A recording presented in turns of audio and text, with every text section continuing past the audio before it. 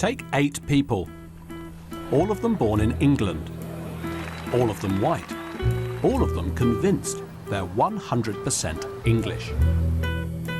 A Prime Minister's daughter, a stand-up comic.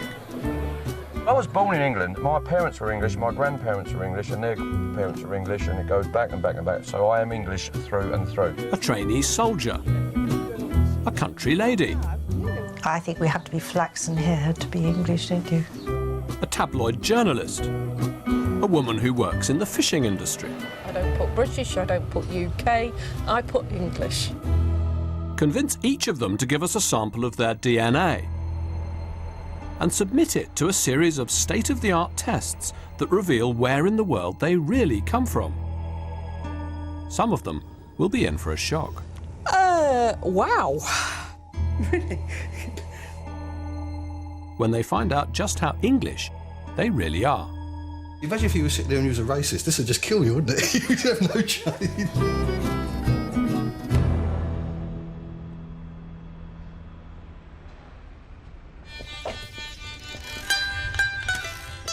I am Andrew Graham-Dixon, and I am going to meet a group of people who are convinced they're English through and through.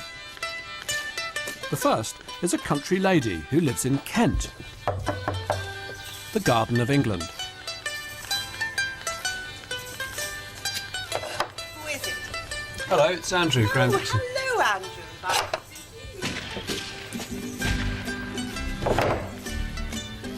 An Englishwoman's home is her castle. Come in, come in. How do you do?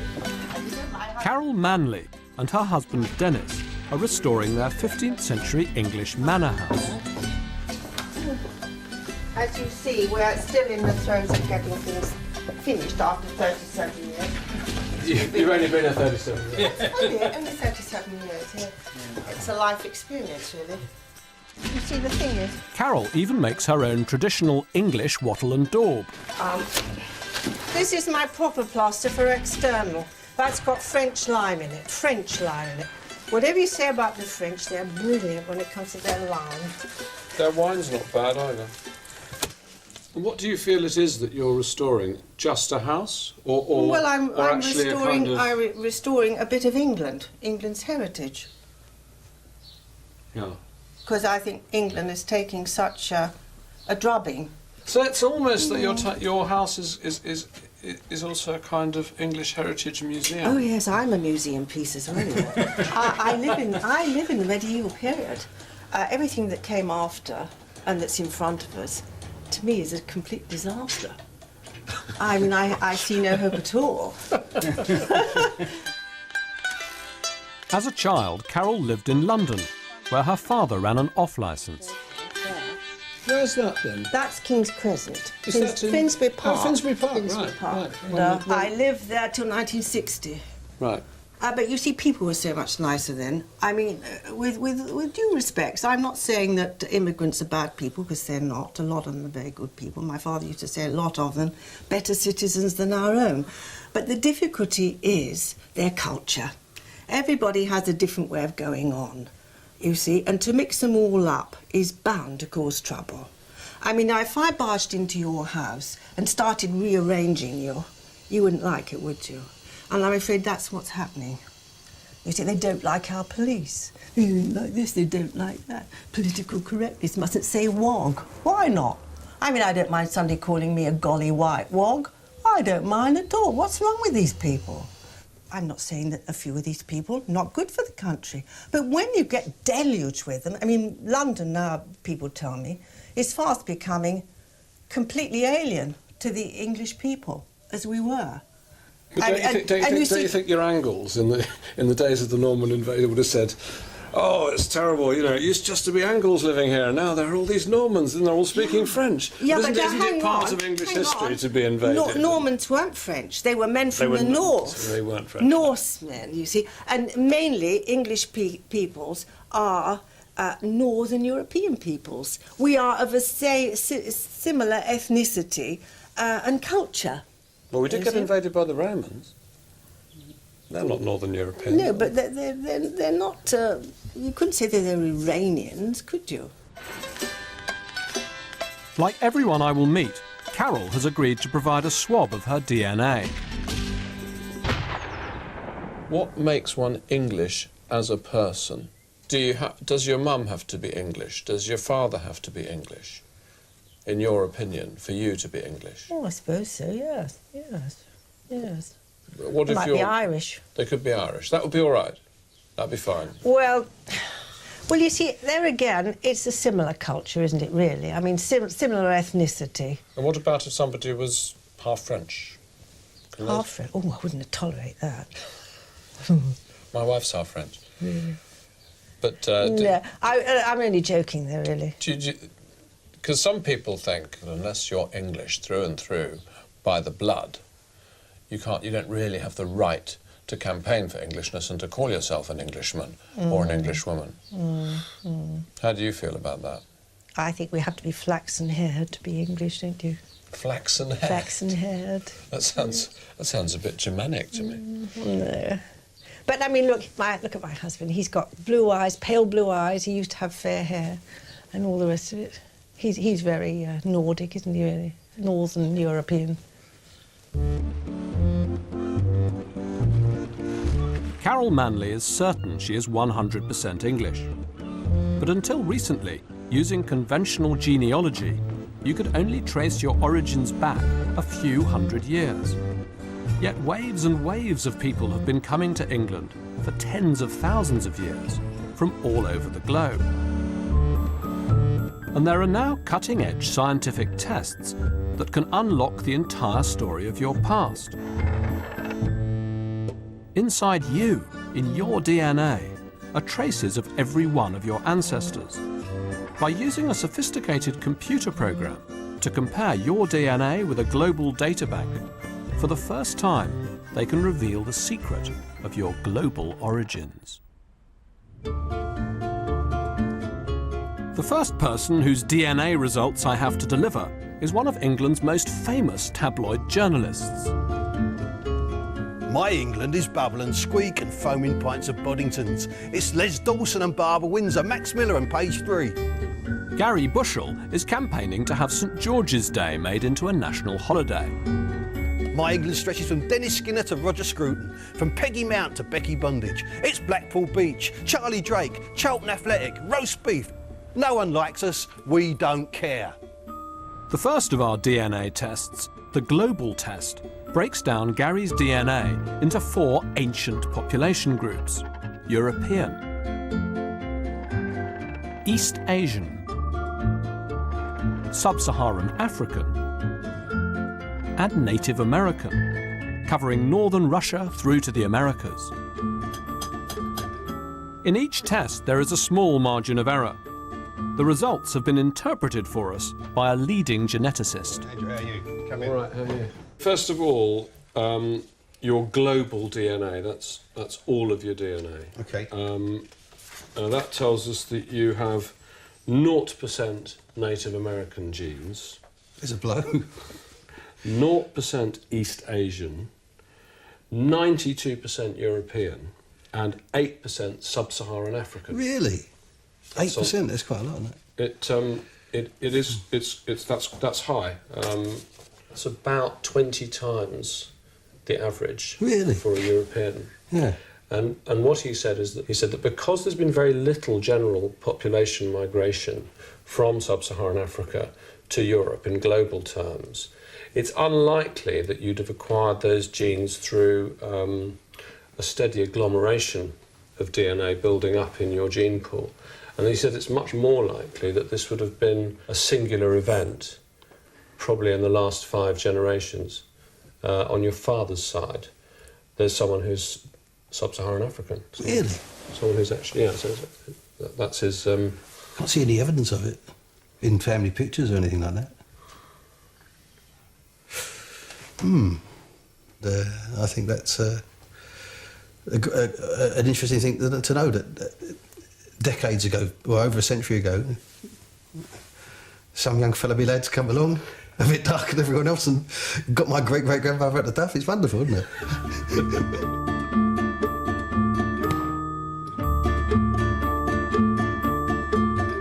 imagine if you were sitting there and you was a racist. This would just kill you, wouldn't it? You'd have no chance. You'd jump off a plane. Fantastic.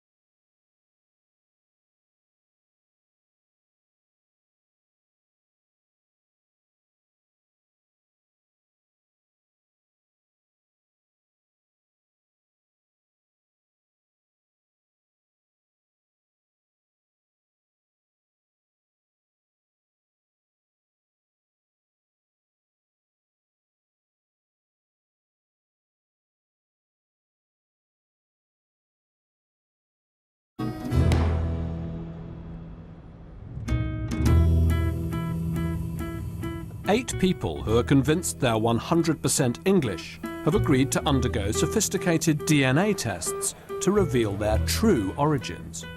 Some of them are in for a surprise. The next person I'm going to meet threatened to sue if this programme discriminated against the English. Jane Phillips believes that to be English, you must be descended from the Anglo-Saxons. Jane. Hi, hi. Hello. She agreed to meet me with her colleague Julian Crichton at the site of the Battle of Hastings, where the Anglo-Saxons were defeated by the Normans. My father-in-law is directly descended, he says, from the first governor of Hastings Castle. So I suppose from your perspective, that would make me part of the enemy. No, not necessarily. Jane wanted to lay some flowers on the monument commemorating the death of Harold, the last Anglo-Saxon king. When you think of 1066, Jane, what does it conjure up for you? What does it mean to you? Ground zero. It means ethnic cleansing on a massive scale.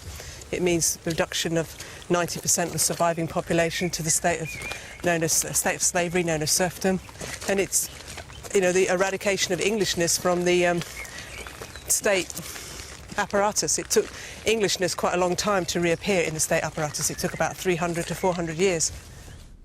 Jane has set up the only registered charity to represent the English as an ethnic community.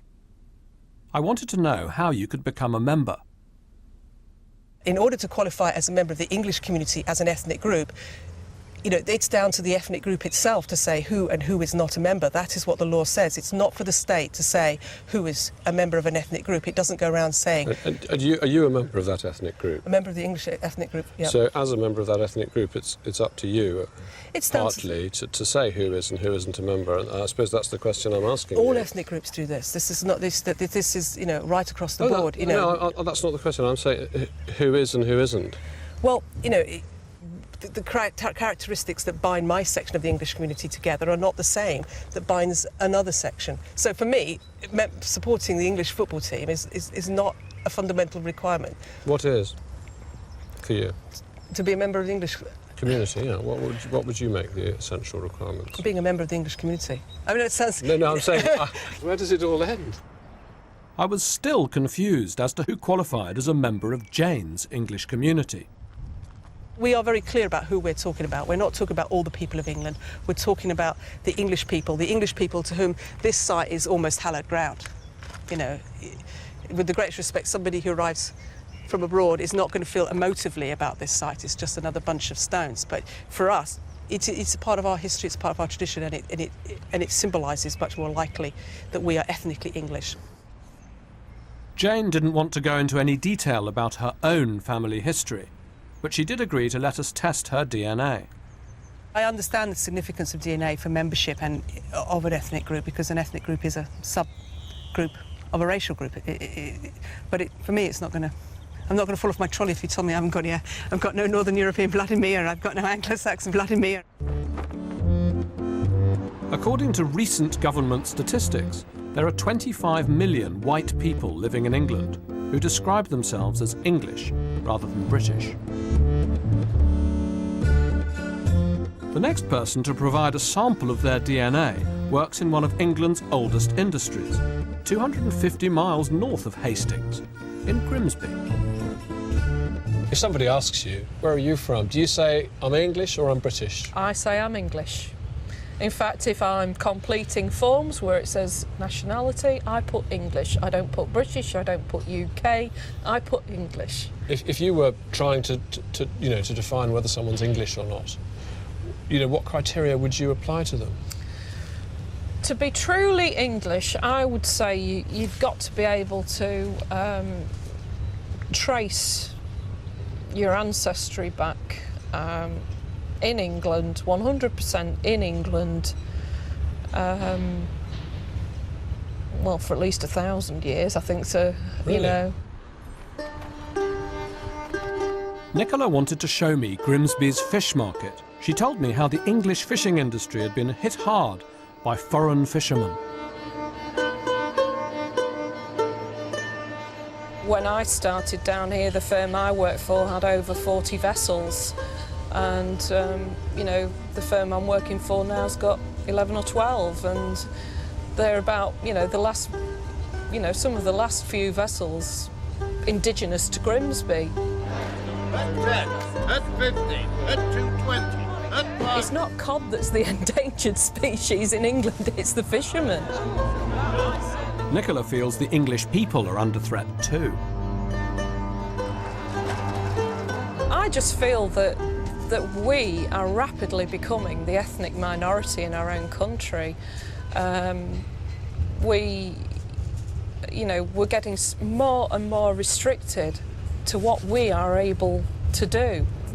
The people that's come into this country, either legally or illegally, now seem to have such a dominant voice with people in authority that what they say goes. Take the example of Ian Wright, very patriotically English. He's played for England and he's passionately supporting the England football team. He considers himself as English could be, and, why shouldn't he? It just points to the fact if somebody like him can feel so English and be so passionate about being English, it makes me even more shamefaced that others of white skin, for example, can't feel the same way that somebody like him can. And I would say, yeah, well done, Wrighty, good man, good on you.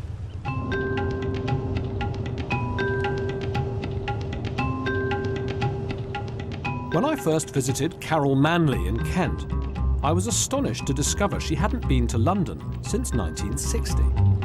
So I have persuaded her to go with me on a search for her family's roots in Finsbury Park. Amazing, look at all this traffic and Number of people milling around, Yes. You see, if they were white, you wouldn't notice so much. It's merely their colour emphasises their difference. Carol's 1960s London has almost completely disappeared. We're going this way, Dennis. That's where the old Astoria cinema was. They turned it into a mosque. Oh dear, how terrible. It was a lovely cinema. As we got closer to Carol's childhood home, she was in for a bigger surprise. Oh, they've changed the shop front entirely. Called it China Garden. Look at this, the whole shop front's gone. It's absolutely disastrous. Oh, and they've got flats up there now. So this was the off-licence where you were brought up? Yes. Look at this hideous colour they've painted it. Mrs. Mack used to live there. Oh, my God. Oh, the old man would have a fit. All that lovely woodwork's gone. Oh, you're not... What are you going to do when you go in? Yeah, come on. What are you going to do? Don't push me in first. Oh, just say You hello. go in. Now, what have you got? Something nice to drink, have you? And nothing in the way of tea? Tea? China tea, no English tea. China tea, yeah. Green China tea, that's what Just we one like. tea. With the real McCoy, we don't want tea bags or anything. We do good Chinese food. Yeah. Dear, we stop it? Thank you. Oh, Spring very roll. much. Oh, brilliant. Have you had a spring roll? No. You've never had a spring never roll? had one in my life. No. No, I haven't. Have a go. Don't put weight on, will you? I can't believe that Yeah, you've they're never not had a so spring bad. roll. No, not this sort of spring roll, no. Not in the culinary. So, what do you think of this taste of multicultural England? I don't like the change of ways of going on, I suppose. That's what you can say. That's the problem. It's like if you come to my house and move my things, I get cross, you see. And the country's just a bigger version of that. That's right, yes. My country's my wider house. Some more test results have just arrived, so I'm back in Grimsby to present them to Nicola Hale. Nicola is hoping her results will prove all of her family have lived in England for at least 1,000 years. Well, you may find that you've got a little surprise on the European on the European breakdown. In fact, it's pretty unusual, your European breakdown. The second of our DNA tests, the Euro test, provides a more detailed breakdown of each person's European DNA into 4 more population groups: Northern European, Southeastern European, Middle Eastern, and South Asian. You have 5% South Asian, 15% Middle Eastern, 39% Northern European, and 41% Southeastern European. Wow. That'll probably answer why I'm always fairly dark-skinned then. Well, it might well do. Every time I go on holiday, I have trouble getting back in the country because I go so dark. Good grief. Our geneticist said this is a way different profile from the average in our sample. He said that Nicola's genetic profile from the Euro DNA test suggests the absolutely characteristic profile of someone very much from Southeast Europe, from Italy, from the Balkans, from Greece, or even perhaps Turkey. Well, I've been on holiday to Turkey quite a few times. I always wondered why I felt at home. Perhaps now I know.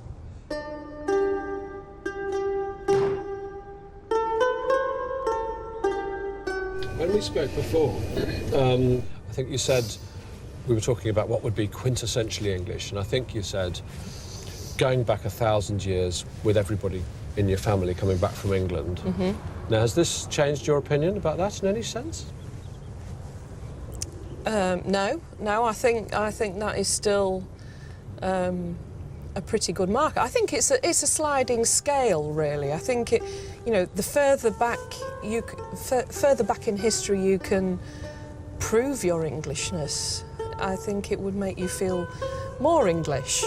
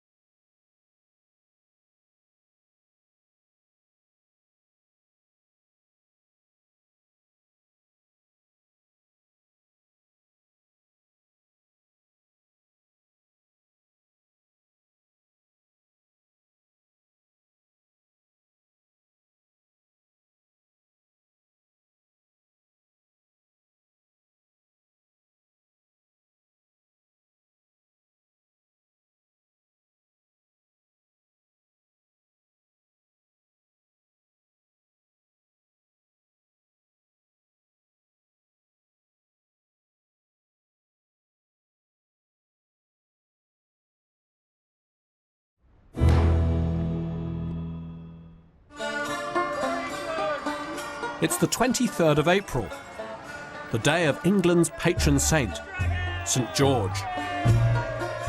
So far, our DNA tests have revealed some surprising results. And now, I'm on my way to Purfleet in Essex, to the Circus Tavern. Tonight, they're putting on a festival of England.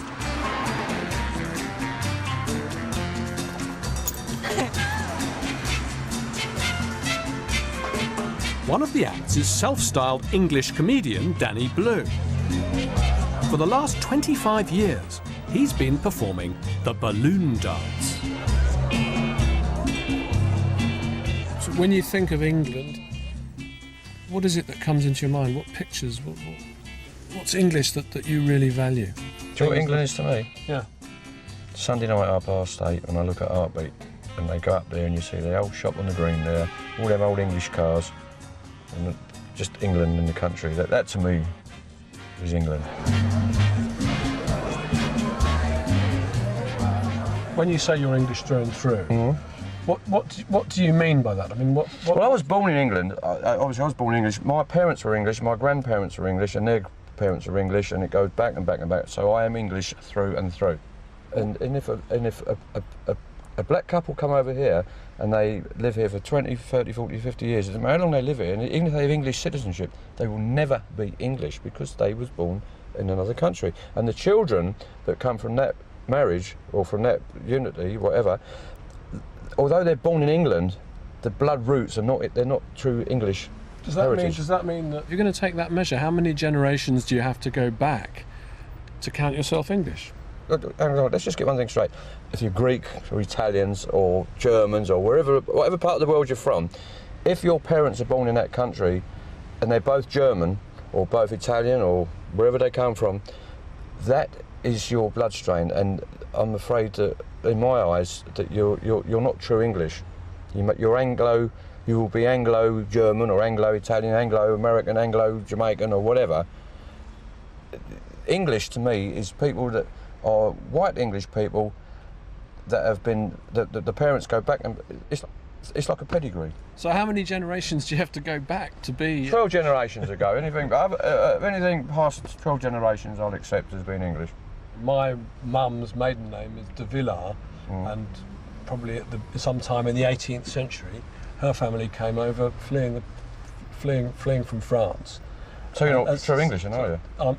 Am I not? No, not 100% English. So what about Ian Wright? I mean, he's played for England. He's worn the England shirt. He's obviously patriotically English. Do you think he doesn't have the right to call himself English? I don't think he's English. He's born. I don't even know. He obviously must have been born here. I don't know whether he was born here. I don't know whether he actually. I'm pretty sure he was. If he was born here, but an English person doesn't have black skin. If he was here now, what would you say to him? Would you? I'd argue with him, telling him he's not English. You would? I'd argue with him and say you're not English. What do you think he'd say back? He'd probably call me racist. I don't know what he'd call me, but I don't think he's English. So even sort of 200 years from now, Ian Wright's great-great-great-grandchildren, as far as you're concerned, they couldn't be English? No, because I think that in 100, 200 years' time, and if they'd done a DNA genetic test on him, they would go back and say, oh, actually, you're not English, your parents were born so-and-so. So what about your DNA test that we've done on you? I'm pretty sure that's going to come back 100% English.